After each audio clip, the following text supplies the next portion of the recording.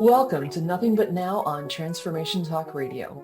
I'm Dr. Mary Angela McGuire, and in the next hour, we'll focus on mindfulness, bringing our awareness to the present moment without judgment. Developing and deepening our capacity for mindfulness throughout our daily life is essential for reducing fearful and negative thinking, for letting go of the stories we tell ourselves that keep us stuck in place, and for transforming our relationship to ourselves, to others, to the world. Join me as we challenge ourselves to change. Nothing But Now starts now. Hi, everyone. Welcome to Nothing But Now on Transformation Talk Radio. I'm Mary Angela McGuire, and I'm really happy that you joined me here today. So as I say in the intro, the purpose of our show is to talk about mindfulness, but ideally, to the extent possible in your life, to allow the hour that you spend here to be an exercise or a practice in mindfulness, a space where you can bring your attention and awareness to this present moment. Give yourself time to relax into this moment, ideally. Allow yourself to find places in your experience that resonate with the topics that I talk about.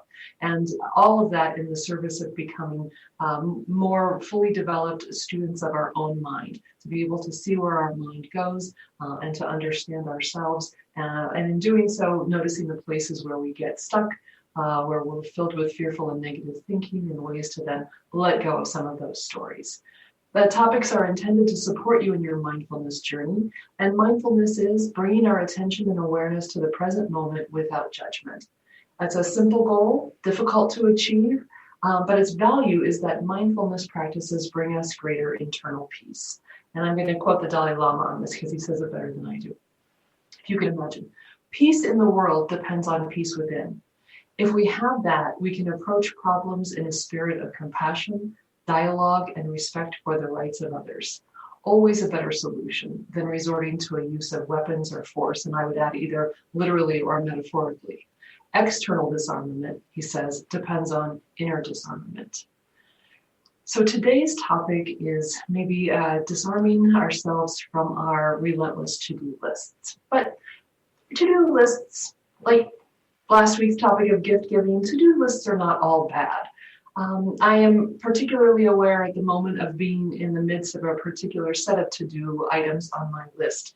I've mentioned that we're doing a house project, and we're at that place where things are really starting to come together. Not that the work has started. There's an amazing amount of preliminary work that gets done. And I'm at that place where I'm remembering what I really love about the process.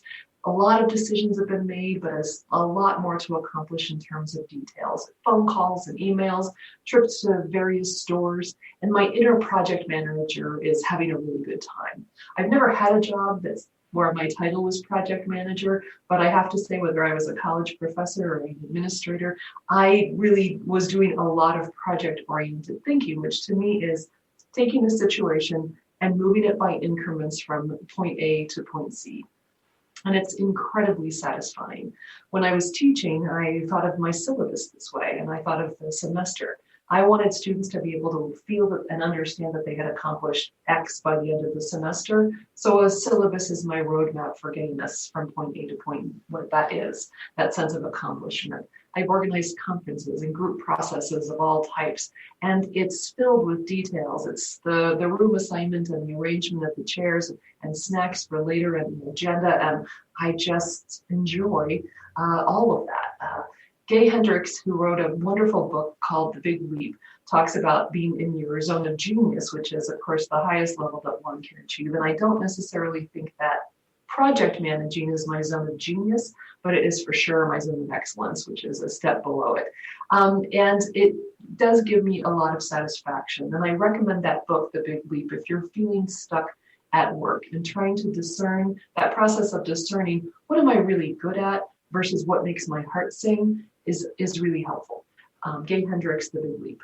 But I am organized enough, I'm just detail-oriented enough, and I have strong communication skills. And so that has allowed me, when I'm project managing, whether at home or at work, to kind of keep people on track and to keep things moving in a mostly positive direction. And then there was yesterday. So I had to navigate a website for cabinet drawers and doors. We like to replace ours. and not replace the cabinets as a whole. So I got to the website, and what I really wanted to know, I had just one simple, I thought, question, which was, how much is this going to cost? Because it's a trade-off, right? Should we just get them all painted and keep the cabinet drawers or doors, or can we take them off, donate them to a wonderful organization here in Tacoma called Second Use that can put them to use in somebody else's house and get ones that we like better? I just wanted to know, because I had no idea, not even a clue how much this would cost, and that matters. So I had the measurements, which I knew that was important. So there I'm starting off really well, had the measurements. But then I was confronted, as I started to put in the information, with questions about hinges and what kind of hinges, and something called a sluice or a slice or silas, I don't know, an S word that I didn't recognize. And then there are boring holes. I mean, do you want boring holes or don't you? I don't know. And edges. I hadn't thought about the edges. I don't know. I couldn't get the basic cost without making all these decisions. Hinges and boring holes and edges. Oh my. And here came that familiar feeling, right? In the pit of my stomach. I would say it was a cup of dread, a tablespoon of anxiety, a soupçon of fear rolling around, and then the voice, right? That voice, and it's as if that voice is on my shoulder and it's crawling up my neck and into my ear. You don't know what you're doing. You're going to screw this up. What made you think you could do this?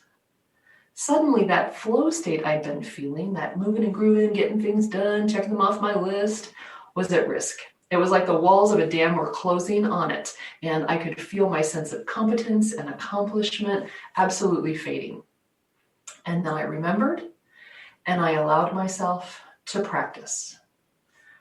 Breathe, I told myself. Slow down, I said. It's okay. You can figure this out. Keep reading. Think carefully. And that allowed me to remember something important, which is there are people I can ask for help. So I started to write my questions out. But most of all, I asked myself to slow down and to stay present. The slowing down was really crucial for me because it's what helps me get to what I like to call, what a lot of people would call, the witness seat. When I'm struggling with strong emotions, especially self-doubt, if I can get to the witness seat, if I can watch what's happening as opposed to simply be overwhelmed by what's happening, both the feelings in my body and mind, the slowing down is easier to do, of course, when I turn my attention to my breath. So last week, I talked about gift giving as a wonderful thing that can go badly wrong, or at least in our minds it can, if we practice gift giving as an experience to test a relationship, to see if what other person's feelings are about us, to gauge them, or to evaluate ourselves whether or not we're good people. And in a similar way, getting stuff done can be done with joyful energy. It can feel great. It can enhance our sense of well-being and purposefulness. And it can be a great source of great suffering. Distinguishing between these two states, and my experience as demonstrates that it's easy to slide from a state of feeling quite competent and accomplished to really feeling like a fool. It's easy to slide from one to the other, but noticing, distinguishing between the flow state and the suffering allows us to, is better done when we start by slowing down. And slowing down, as I say, is more easily achieved when I focus on my breath. So let's do a breathing exercise, and then we'll return to our topic. So this is the one where we bring our hands to our heart center on an inhale. We interlace our fingers and push our palms outward on an exhale. We pull our hands over our head on an inhale, and then we let go on an exhale. And I realize my sleeves are a little bit snug. So, okay, so here we go. I hope you'll join me. Inhale.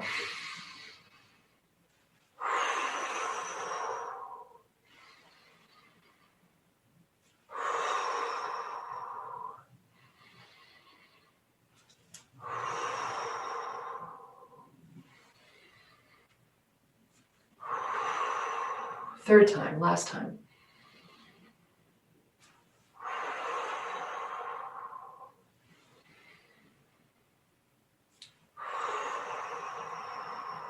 Okay. I like to put breathing on my to-do list. I hope you do too. So what we're talking about today our to-do lists and how we navigate them, and when they can be a source of joy and when they can be a source of suffering. And personally, I love a good to-do list because to-do lists help me. I can be forgetful. I've been known to procrastinate. And there are simply some tasks I would prefer to never do. And a list helps me with all of that. It helps me remember the little things. It helps me create a sense of momentum. If I write it down, sometimes more than once, sometimes for weeks on end, it gets carried from this week's list to next week's lists, I might finally get around to doing things that I would really rather not do. Taxes, doctor's appointments, calling a stranger to get information about something that I don't really understand that well in the first place.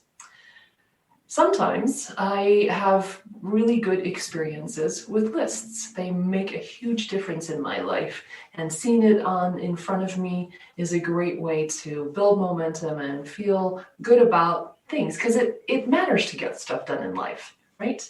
I don't want my life to feel as if I never get anything done. That's a really important feeling, and a to-do list can be a really important tool in making that happen. So we're going to take a break here in the middle of to-do lists and talk a little bit about when a to-do list can go wrong.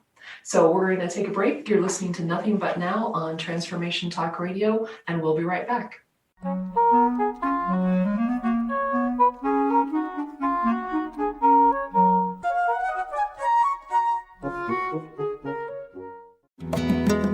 Welcome to Soul Activation Podcast, a world-class broadcast of insight and inspiration with the renowned healer and coach, Suzanne Alexandria. In this series, she dives deep into the magical sea of you, to the place in you that's ready to activate. Tune in live every second and fourth Monday at 2 p.m. Pacific, 5 p.m. Eastern on TransformationTalkRadio.com. It's your turn to reclaim your life. Experience the unmitigated joy of breathing life into your own passions, into your own purpose. With me, life coach Ricky Schwartz at myturnlifecoaching.com. In the meantime, tune into my show, My Turn Life Coaching, live every second and fourth Wednesday at 12 p.m. Pacific Time on TransformationTalkRadio.com. The Dr. Pat Show. The Dr. Pat Show. The Dr. Pat Show. This is it. The energy of heart to heart, mind to mind, love to love. These are the questions that people have and rarely state. When we have an internal transformation and we see things differently, what does it mean to step into the full nature of being a spiritual being? How am I to be? This is it. Every day, you have to do something outrageously positive. It is so absolutely relevant because what I've seen in humanity, despite what's in the headlines, I'm so struck by the heroes that have come forward. I'm just absolutely in awe.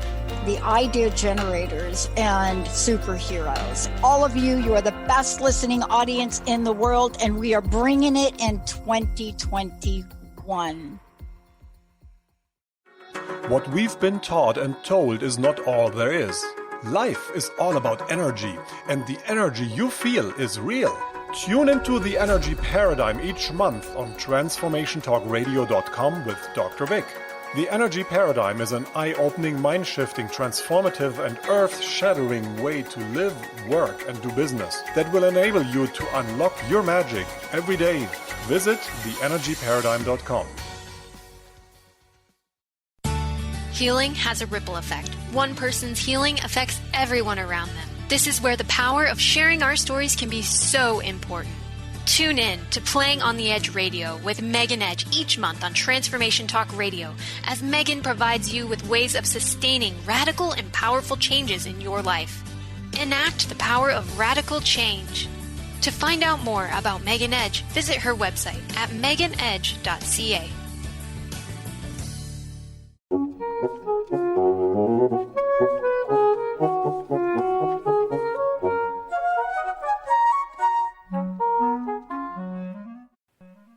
Hi, everyone. Welcome back to Nothing But Now on Transformation Talk Radio. Thank you so much for joining me today. We are talking today about to-do lists, what we put on those lists, what they mean to us, when they can slip from helping us have a sense or helping us create a sense in our lives of purposefulness, of doing stuff that's important to us and checking it off a list, versus when they can become an oppressive thing that we cling to, that makes it difficult for us to feel good about ourselves, frankly. I've been talking about, I do use to-do lists because it can help me stay on track. And one that I've started using recently that's been kind of fun, and I think it's because it doesn't have a gotta-do-it quality to it, is a dinner list. I'm the one who makes dinner at our house, and I do enjoy cooking. But despite that, even I can have a day where about 4:30, think to myself, I don't have any good ideas. There's really nothing good in the house. Everything we have is boring. And so I started on Sundays sometimes to make a dinner list. And it's not a commitment. It's just a list of suggestions. I think of them as dinner candidates. And their ingredients and the list, what goes on the list, means that it's something we already have all the ingredients for in the house. So at 4:30 on any given day, I can consult the list and before I feel overwhelmed or demoralized. And it's been great. Again, I don't feel obligated to go with the list. I just realized, and it helps me keep track of kind of what's in the house. In particular, it helps me make use of what my friend Craig calls aspirational vegetables. I think most of us have these, the ones you buy them with good intentions, but you aren't sure necessarily what to do with them, and they keep getting pushed to the back of the fridge until one day you find them and they're wilted and slimy and disgusting. And I don't like to waste food, and I was raised to think that was a sin. So as aspirational vegetables, if they're on my dinner list, I've already realized how I will incorporate them. They are much more likely to be used. And having the list reminds me that I like to cook and that there are a lot of great ideas out there. And because I then can focus the list on what we already have in the house, it's been particularly helpful during the pandemic because I was in the habit of going out to the store because it's in walking distance and I could go get an ingredient or two. But with the pandemic, I've not wanted to do that. It's not appropriate. And so this really helps me. But as I said, the key for me is that it's suggestions, not obligations. Because I think that sense that what's on our list, whatever the list is a series of obligations can be overwhelming. I think that sense of obligation, or the idea that our list shows us what quote unquote normal people or good people do with their time, that's when we get into the zone of a to-do list being tricky. Some to-do lists I might use to measure my days, right? Exercising, grocery shopping, dinner preparation. If I have children, carting them around, maybe deals cut in the workplace, I don't know, countries invaded. I can also use it though to measure my life, right? Degrees earned, spouses acquired, houses bought, children born, money made, ladders climbed, right? Most of us have that kind of list in our heads, not only of how we ought to spend this day, but all the days. Of course, we don't use the same criteria necessarily for evaluating all those items. It's the number of items that I get crossed off on the big and small lists. It's the difficulty of the items. It's how much I earn from that item, or it's the perceived prestige of that item. Achievements, accomplishments, small and large, significant and insignificant. How often at the end of a day do I tote them up and give myself a mental gold star for getting a bunch of stuff done? Or more likely, bemoan all that is left to do, all that I avoided, all that had obstacles that prevented me from getting things accomplished? How often am I looking at the entirety of my days and asking myself if my life measures up? If I am my list, and is that what has happened when those lists become so pervasive in our lives and take on such value and importance? Have I become my list? And does that mean that my belief in my value as a person, my right to express an opinion, does it rest on what I can demonstrably achieve, what I can be seen to be doing? When my sense of self is reduced to what I can accomplish, then I get very attached to what I can accomplish. So that, I'm going to sneeze, I realize. Ooh.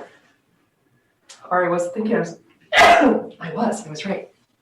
excuse me, this sense of being attached to what we can accomplish, and for that sensation to take over our sense of self, the quality of our life and our days, reminds me a story I think I've probably told before about a friend of mine who went with his partner to Paris, and they were out in one of the suburbs, and they had no particular agenda. They were there just to be there, to walk around, to be in a different place, to eat different food, to see things they hadn't seen before.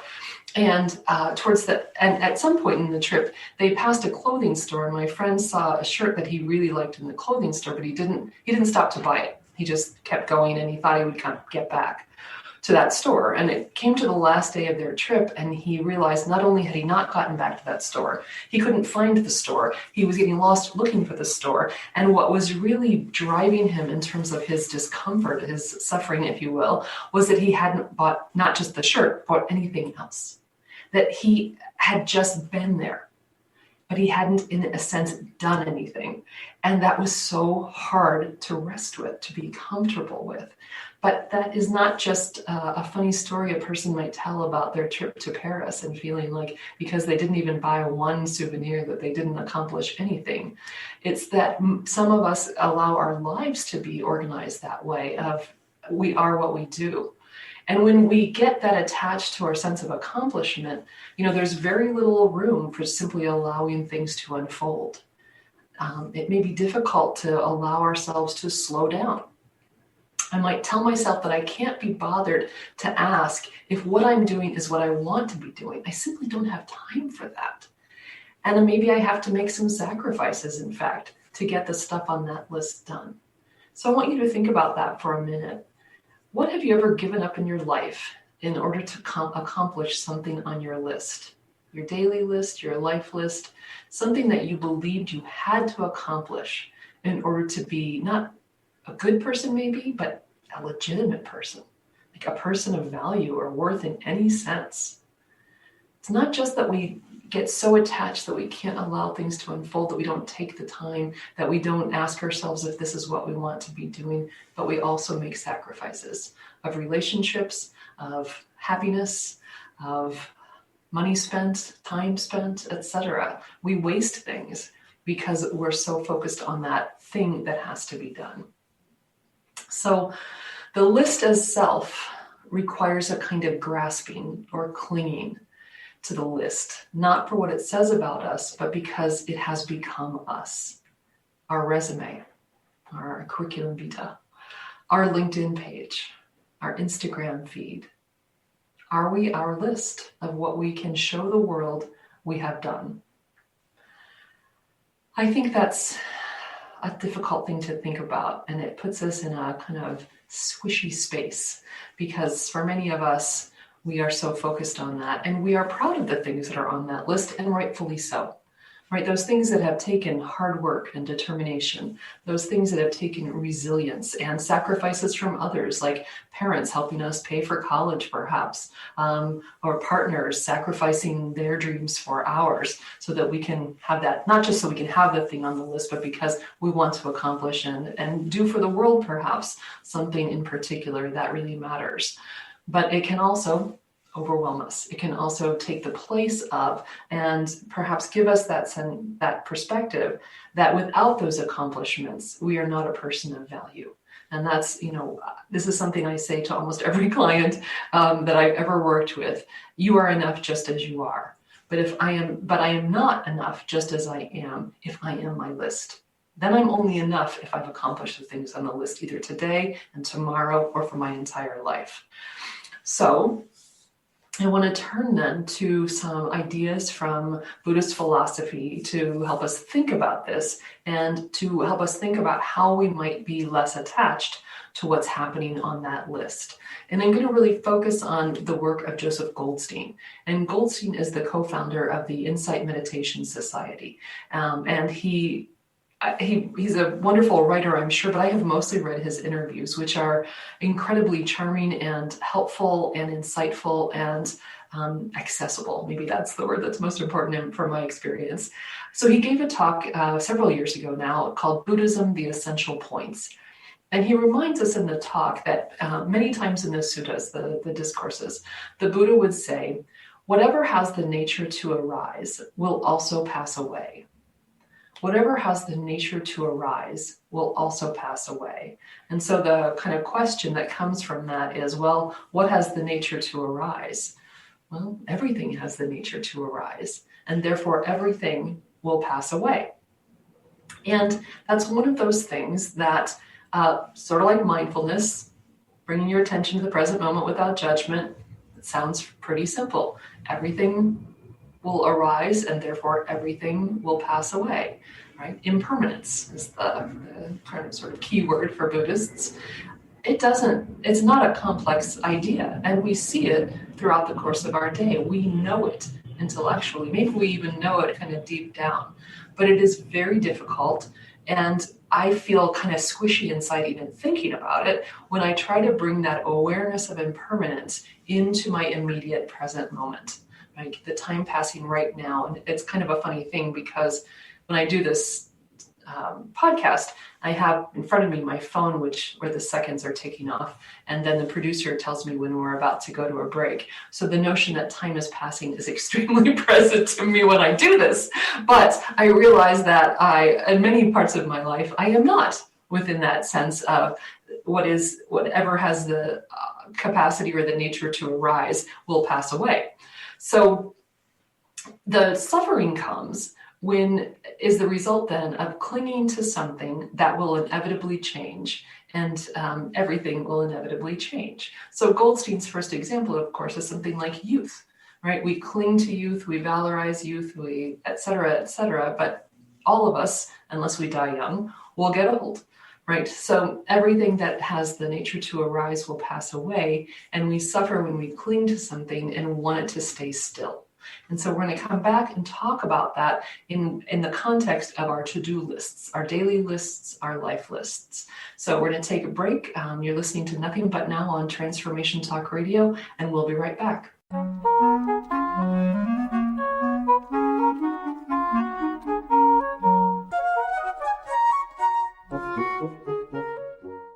Tune in to the show Heart Change Consciousness with me, Dr. Tricia Rocher, as stories of inspired activism come to life. Listening to conversations with your favorite authors, change makers, and many more who practice inspired spiritual activism and transform vulnerabilities into sources of strength.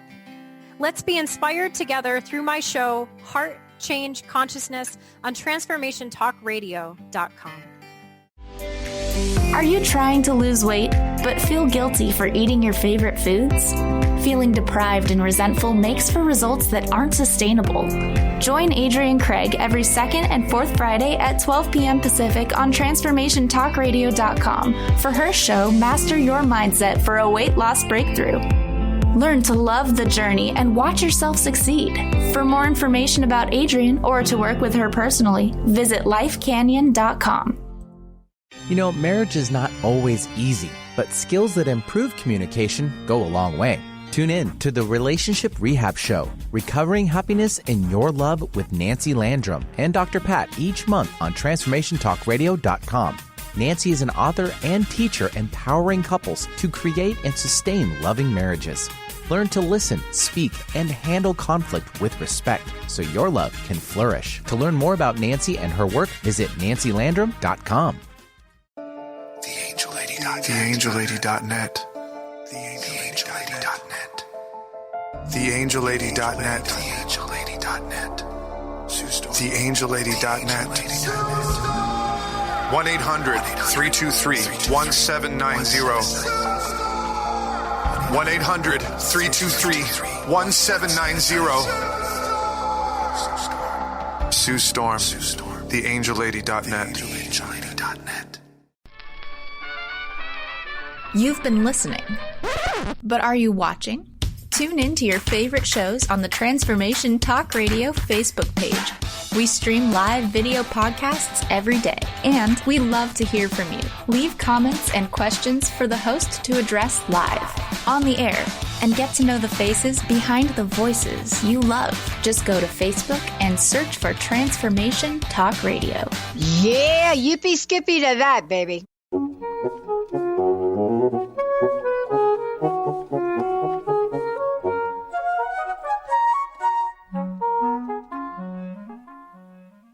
everyone. Welcome back to Nothing But Now on Transformation Talk Radio. I'm Mary Angela McGuire, and today we're talking about to-do lists, whether it's the to-do list for today or the to-do list for your life, and the way in which a to-do list can give us momentum and focus and a sense of purpose, or it can be an oppressive list of obligations that if we really are committed to them, we cling to them. They give us our sense of meaning and value as people. Because we have them, we choose to sacrifice maybe things. We don't necessarily ask ourselves questions about how we want to be living, but feel this list, whether it's a kind of a culture's list, a family's list, or the one you actually write down in the morning, is so powerful that it is making our decisions for us, and we cling to what that list means. So I've been talking about this in the context then of Joseph Goldstein's reminder to us about the impermanence of reality, and as he quotes the Buddha, whatever has the nature to arise will also pass away.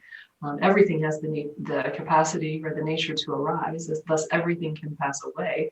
And so I want to then talk about that, of what does that mean for to-do lists, life ones or daily ones. So I probably mentioned before that my partner and I moved several times in the last, 12 years. 3 times, in fact, in the last 12 years. And in my life in general, I've moved several times. So this last move, and this was, even though we moved 18 months ago, I was just getting around to some boxes, because they weren't on my to-do list and they weren't urgent. So I was going through a box the other day, and what I noticed was that I now have a box that has several folders in it and notebooks, but mostly file folders from things that have happened. Maybe the earliest one is from 25 to 30 years ago and forward. And they all fit now in one box. I'm not saying that it's my only box, but of all of I have a PhD, so you can imagine how much paper I've had in my life at certain times, or how many books, how many file folders full of class notes, etc., and just the ephemera of life. I'm sentimental, so I keep cards that people have sent me, etc. There have been times when I've had a lot more boxes, and every move I've taken some things out of the box. And a lot of those things are objects that memorialize accomplishments, things that were on my to-do list, in other words. Things that were very important to me, or they never would have been in a box in the first place, right? They'd already been sifted the first time they went into a box, and they've been sifted many times since. And it just struck me that I was, in a way, boiling things down to the few things that have mattered the most to me, perhaps, that I'm not sure what I think that box, I always ask myself this question with the boxes: who is ever going to look at this but me? But I will say that in the looking through that box, I did have a lot of really powerful and positive and hurtful in some places memories, good things and bad things. I was really very aware, though, of what I have kept over the years, what I've gotten rid of over the years, events and experiences that I've forgotten ever happened until I see the item in that box. And it was a great opportunity to remember that things are impermanent, right? That all of those events have happened, have come and gone. Many of the relationships that were connected to those events have come and gone, thanks to Facebook. Some of them still exist, but not in the same form. My relationship to whatever the thing was, the achievement or the accomplishment or the experience, that too has come and gone. And the place I visited, that's changed as well. So a box full of our old stuff can sometimes be a way to really slow down and say, what has mattered to me over the course of my life has changed. What I do with my time has changed. So when I think about this impermanence, the idea of impermanence and the to-do list, I want to ask, what does it mean that they inevitably change? The value, the relationship I have to those things on that list. Why does it matter that they change? Well, it matters because in the moment, not when they're 20 years on in the box, but when in the moment, we sometimes cling to them. And clinging to them and what we perceive their value to be can cause suffering. But you might be asking or thinking of things that you've achieved and saying, but do they really change? Like you have a particular degree or maybe a relationship with someone. And I would ask you to think about that. What's something you've thought of in your life as having timeless value and meaning in your life? And can you really say that nothing about it has changed, right? That it doesn't have that quality of arising and passing. So I've been thinking about that because I wanted to say this some point today, that I'm really working through this idea. It's as I said, simple, but it's hard to really bring that deep understanding in the immediate moment of impermanence into our daily life. So I'm working through this as I'm talking to you about it. So so the first thing I thought of was my relationship to my mother. And we were very close, but that sentence is very unhelpful if you really wanted to know me or her or our relationship. We were very close. What does that mean? It wasn't the same when I was 5 as when I was 50, right? She's passed now. She died 6 years ago. That doesn't mean my relationship with her doesn't exist, but it certainly has transformed. So, okay, people who die, that's an easy one. Of course it's changed. Or somebody you knew all your life. Sure, it changed over the course of your life. I have a degree. I have advanced degrees. That was really important to me at one point. It's still important to me in the sense that I can look back at that and it's evidence to myself when I feel bad about myself, maybe, that I can accomplish something that I set out to accomplish. But I don't use it in the same way that I did. It isn't essential to what I do anymore. In some cultural way, it's essential to what I know, and that's important. So even that degree, that piece of paper, that body of knowledge, the knowledge itself has changed, it's transformed, it's evolved. My understanding of it has as well. Its relevance to my daily life has as well. There's real change in all of that. If I think of everything that's ever been on my to-do list, whether it's a doctor's appointment or what I'm having for dinner or making changes to this house. We did a lot of work on our previous house. We don't even live there anymore. And some of the changes that we made, my suspicion is that the people who bought the house changed them again. Even that. I mean, it was concrete. It was literally concrete. It's changed. So Goldstein says that the real transformation of our minds and the deepening of wisdom is when we are seeing the changing nature of reality directly in our experience. And he has this idea that I think is really helpful in trying to bring greater capacity for noticing the changing nature of reality in the present moment into our experience. He calls them NPMs, which are noticings per minute. And he says, if you're doing this in the context of meditation in particular, where the effort and the goal is to pay attention to your breath, to slow your thoughts so that you are really aware of what thoughts arise, you're really noticing what's happening. He said, first, the number of things you notice per minute might be pretty low. He estimates maybe it's 5 to 10, 5 to 10 different things that you might notice in a minute. But as your practice deepens, he writes, our mindfulness gets stronger and we are really attending to things very carefully. And the NPMs go way up, and we can begin to distinguish things arising and passing so quickly, and we really are seeing the momentariness of phenomena. And I've thought about this a lot in the last few days because the front of our house has big windows and we see a lot of sky. I mean, a lot of sky.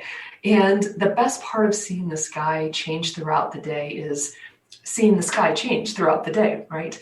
From dark to light to dark again. The cloud formations are continuous, and even on a clear day out here in the Pacific Northwest, I almost always have a cloud coming by.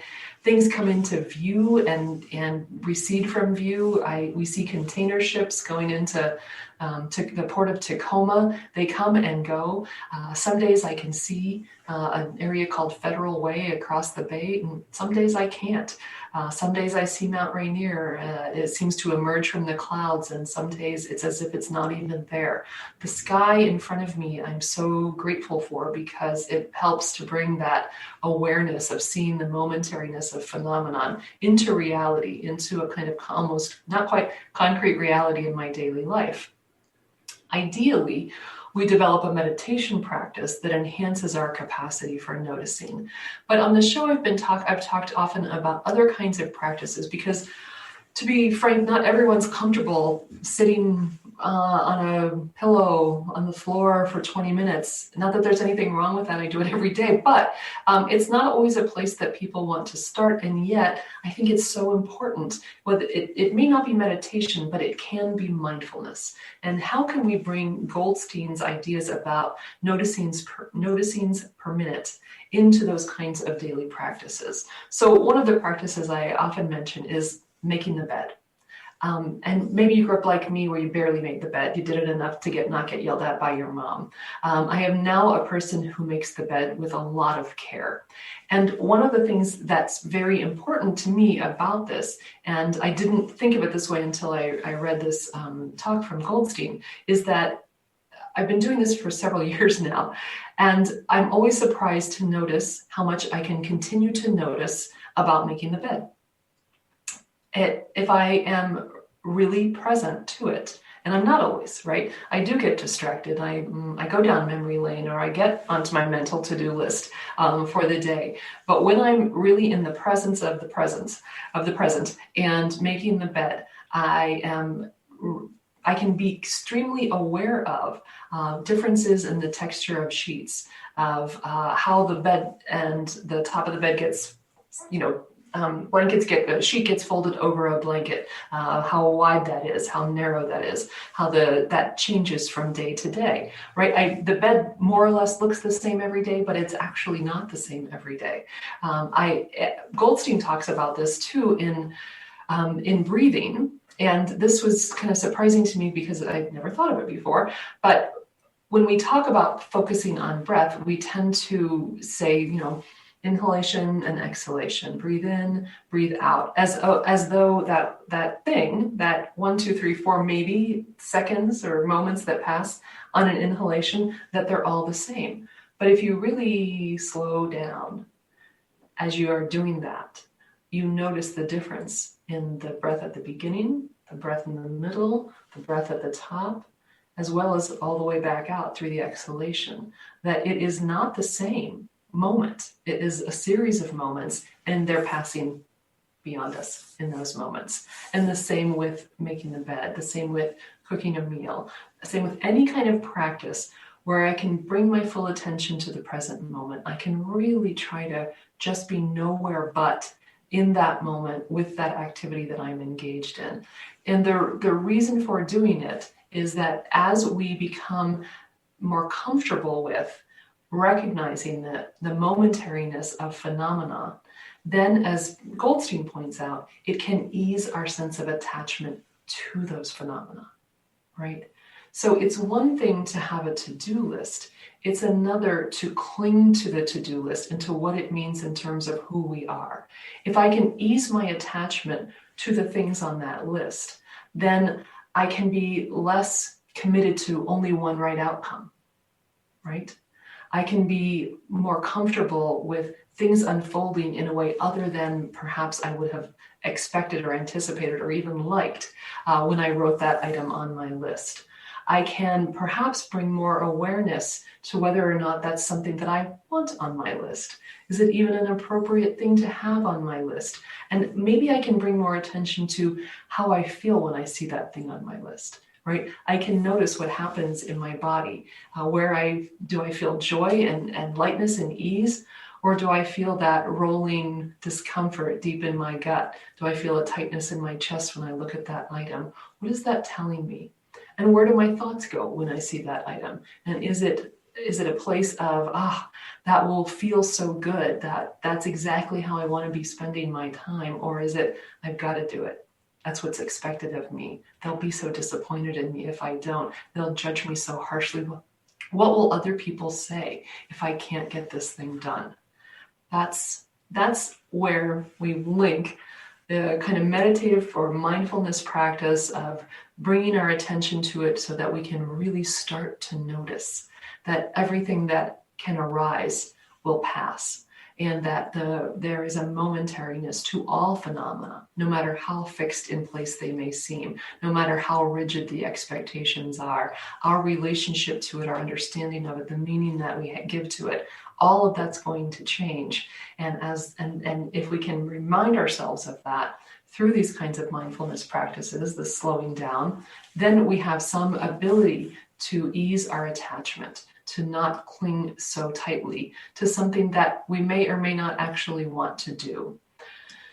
Meditation, yes, but also this daily mindfulness practice. It may not be as deep as meditation, but it can prepare us for that and can give us a practice in slowing down, staying in the present moment, observing what arises and what is true without judgment.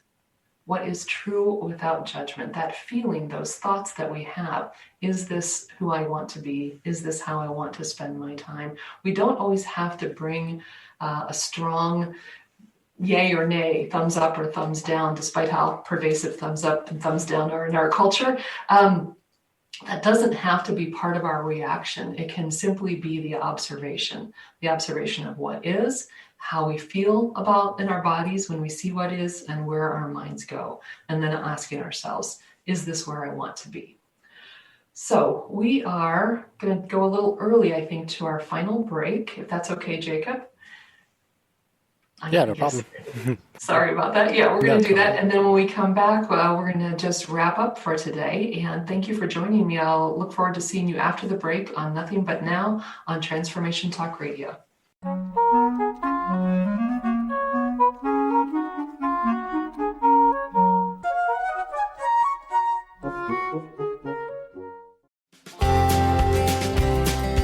Mind to Heart with me, Craig Richardson, carves a pathway from your mind to your heart to activate that innate compass to overcome whatever life sends your way. As an intuitive life coach, I am ready to guide you to an amazing life. Tune in live every second and fourth Friday at 9 a.m. Pacific on TransformationTalkRadio.com. For more information about me, visit CraigERichardson.com. How do you feel? Just okay? Well, how about you tune in and get ready to be more with the Healing Hour with me, Doc Martin, every third Wednesday at 11 a.m. Pacific on TransformationTalkRadio.com. I'm ready for your questions, and I can't wait to help you find the answers. Every month, we'll have a new live call-in show with innovative topics and a powerful hour of healing. To learn more about me, visit DrSharonMartin.com. See you there. I'm going to be here. You won't want to miss it. Is traditional medicine not working for you? Do you still feel as if your health isn't 100%? Here at the Holistic Medical Center, Dr. Nushin Darvish and the qualified staff look through the dimensions of wellness and start a healing plan prioritized to your needs. Our physicians assess the whole you until complete health is achieved. Get the help you need by visiting drdarvish.com or call 425-451-0404. When was the last time you had that feeling that you knew something, but you couldn't explain how you knew it? How powerful would it be for your life and business if you could consciously tap into that magic within you? What if you could remember that there's something supernatural about you? Tune in to Absolute Alignment with Christelle Biga when success feels easy. Every first and third Friday at 1:30 p.m. Pacific, 4:30 Eastern on TransformationTalkRadio.com.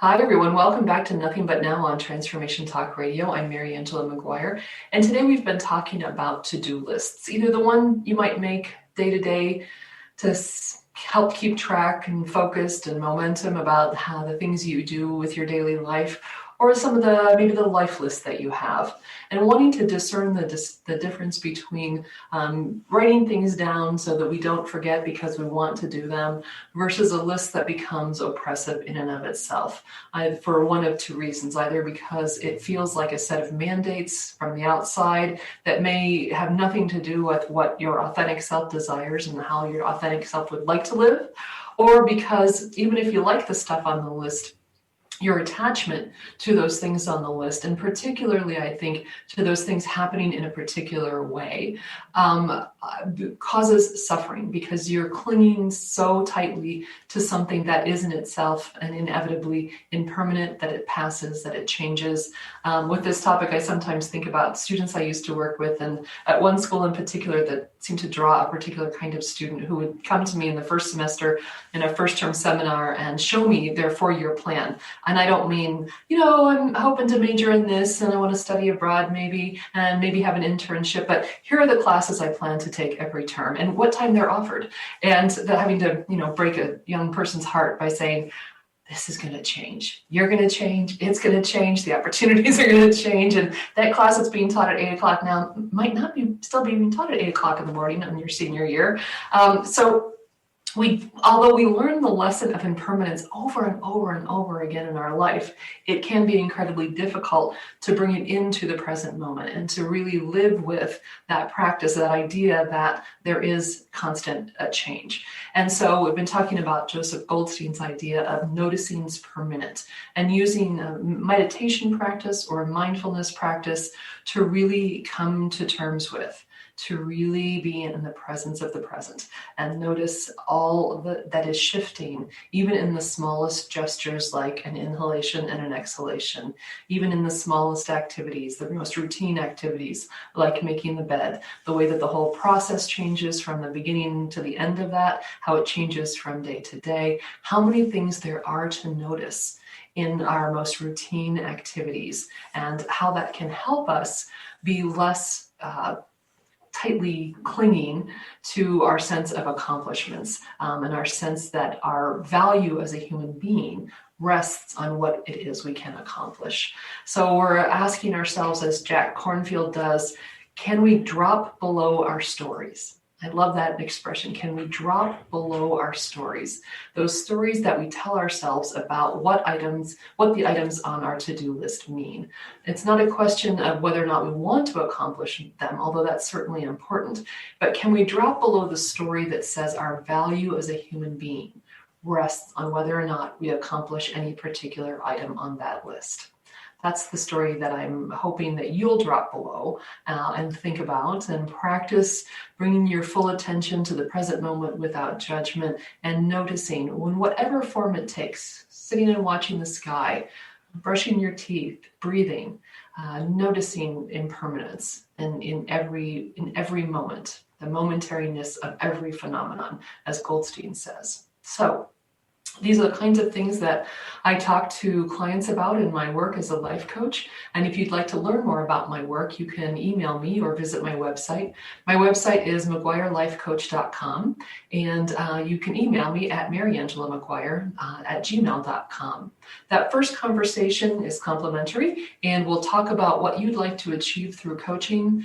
I'll describe what is an inquiry method of coaching that I use with clients, where my only real job is to ask, how's your life? And to let you focus on what it is in your daily life that may be causing suffering or discomfort. And my job is to kind of listen you into understanding yourself, being a student of your own mind, so that you can make the kinds of changes that you may want to make in your life. In that first conversation, we'll have a short session because that will help you determine if working with me will serve your needs. So my website, McGuireLifeCoach.com, my email address, MaryAngelaMcGuire@gmail.com. Next week, I'm going to go further with the Goldstein article because I want to, once you start to get to really bringing yourself to terms with the impermanence, the momentariness of all phenomenon, the impermanence of every aspect of our lives, then you get to that Buddhist concept of selflessness. And it's hard. Again, simple. I can explain it quoting Joseph Goldstein in a sentence, but to really bring it to bear, to allow it ourselves to absorb it and to bring it to an understanding of it into our daily life, that's very difficult. And so I want to talk about that because I want to get better at that. And so I hope you'll join me as we do talk about that. So until next week, I hope that you will remain curious about your mind. I hope you will be kind and compassionate to yourself, because that will allow you to be kind and compassionate to the rest of the world. I hope that you can disarm yourself internally so that you can bring that kind of an idea of disarmament into the greater world and peace into the greater world. So thanks for listening to Nothing But Now on Transformation Talk Radio. I hope you'll join me next week.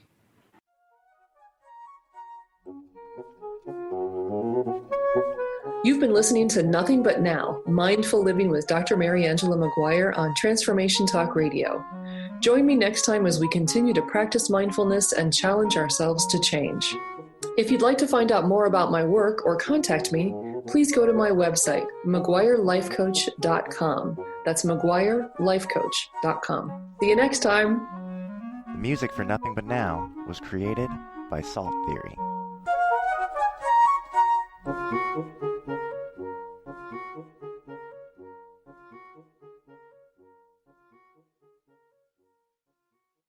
Views expressed on this program are those of the host, guests, and callers, and do not necessarily reflect the views of the station, its management, or advertisers. You're listening to Transformation Talk Radio.